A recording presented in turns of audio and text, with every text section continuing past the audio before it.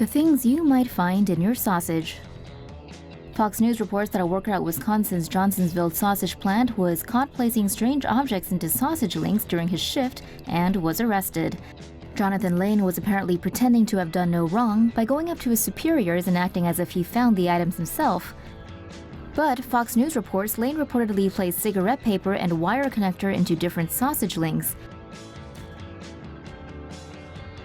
In factory surveillance cameras, Lane was seen as the one placing objects into the meat. Lane was arrested on Friday and was charged with 2 counts of tampering with a consumer product and acting with reckless disregard.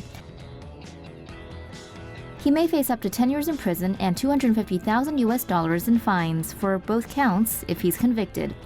Johnsonville was quick to react, commenting that none of the contaminated sausages made it out of the factory. More workplace horror stories. Report claims Chinese iPhone workers are exposed to toxic substances. Apple's in the news again over working conditions at one of its suppliers in China. A report by New York-based China Labor Watch claims that Chinese factories' employees working at Apple supplier Ketcher Technology work 10-hour days, 6 days per week. The report also claims that the workers face exposure to toxic substances.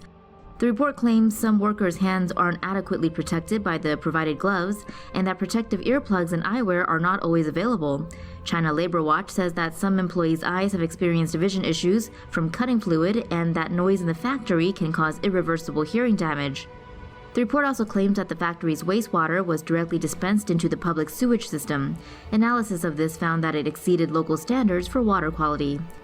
In May of last year, the report says 90 were sent to hospital following a chemical leak at the plant, and that 5 were in intensive care as a result.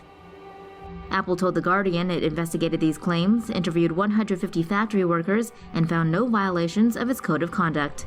The tech giant said they found that workers were provided with protective equipment and that wastewater is treated appropriately.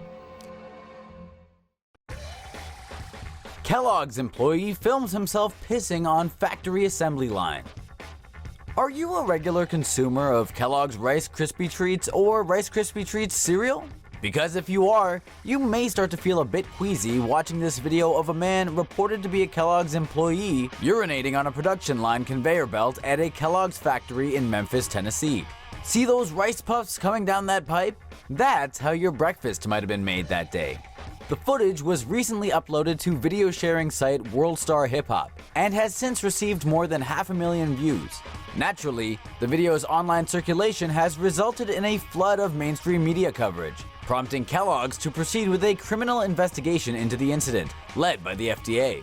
Kellogg's also conducted its own internal investigation upon learning of the video's existence on March 11th. A Kellogg's spokesman said in a statement the company is outraged, shocked, and deeply disappointed by the situation, which it believes took place sometime in 2014. Kellogg's is now working with law enforcement officials to be able to identify the individual responsible. According to a CNN affiliate reporting on the story, the incident may have taken place during a labor dispute between Kellogg's and employees who were locked out. Wonder what Snap, Crackle, and Pop have to say about all this. It's raining cats and dogs out there. Sure is. And there go our playing outside plans. Now what? Are you thinking what I'm thinking? To the kitchen? Yeah! Russian woman suffers death by chocolate. A worker at a Russian chocolate factory got a golden ticket to the afterlife when she fell into a vat of the sticky brown stuff and died. Russian media reports said mom of 2 Svetlana Roslena dropped her cell phone into a vat of molten chocolate at the factory, about 80 miles northeast of Moscow. The 24-year-old then tried to fish her phone out, but instead fell right into the thick choco gloop. Other reports said the woman was pouring flour into the mix when she fell in. Regardless of the reason, she wound up inside the container, and that was the end of the poor woman as she was minced alive by the vat's mixers. Following the incident, staff at the factory said that only Svetlana's legs remained. Local residents said they later saw a police car and a hearse driving into the factory.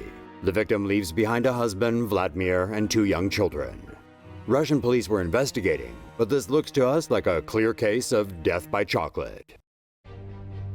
Indian migrant worker beaten to death by his own boss.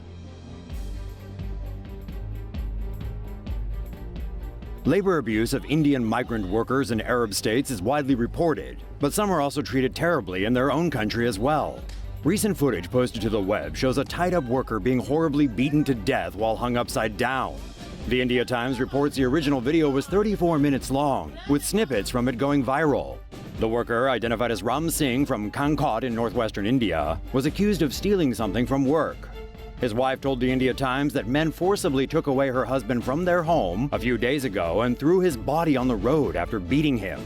Local police are investigating the incident and seeking those responsible for the beating. Oh, that's gonna leave a mark. A Wisconsin man drove himself to the hospital after he accidentally shot himself with a nail gun, almost hitting his heart. And yes, you heard that right. 52-year-old Peshtigo resident Doug Bergerson is a construction worker who on a hot summer day in June was working on a fireplace in a home he was building when, bang! He accidentally dropped the nail gun, causing it to fire off a 3.5-inch long nail that ricocheted and penetrated his flesh at the speed of a .22 caliber bullet. The nail landed so close to his heart that Bergerson said he could see it move along with the beat of his pulse. However, he didn't want to trouble anyone, so he drove himself 12 miles to Bay Area Medical Center's ER. He later joked he felt fine, other than having a little too much iron in his diet. He was later transferred to Aurora Baycare Medical Center in Green Bay for surgery. The surgeon who operated on Bergerson said he was lucky to be alive, and that the nail missed a main artery by a distance only as wide as the thickness of a piece of paper. Bergerson admitted that the accident was a close call and said somebody must have been watching over him.